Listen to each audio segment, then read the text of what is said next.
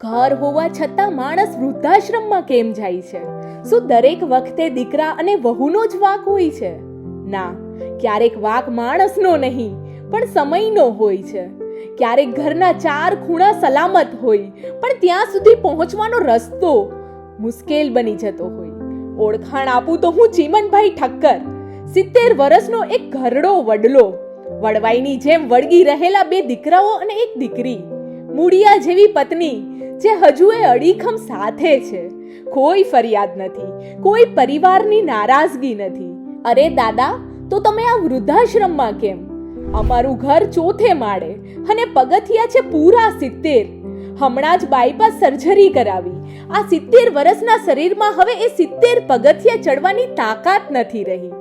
એક દિવસ bus stand પાસે અચાનક હાથમાં એક પત્રિકા આવી, આપણું ઘર. મનમાં થોડો સંકોચ થયો, થોડા સવાલો થયા, પણ હિંમત કરીને રિક્ષા કરી હું પહોંચી ગયો આ દરવાજે. અને અહીં મને શું મળ્યું? એક દીકરી.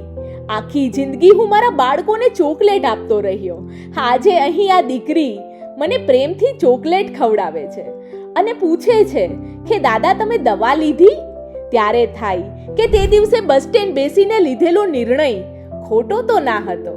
ઘણા લોકો મને પૂછે, ચીમનભાઈ, ઘર પરિવાર હોવા છતાં અહીં કેમ? ત્યારે હું હસીને કહું, મારે મારા બાળકો પર બોજ નથી બનવું.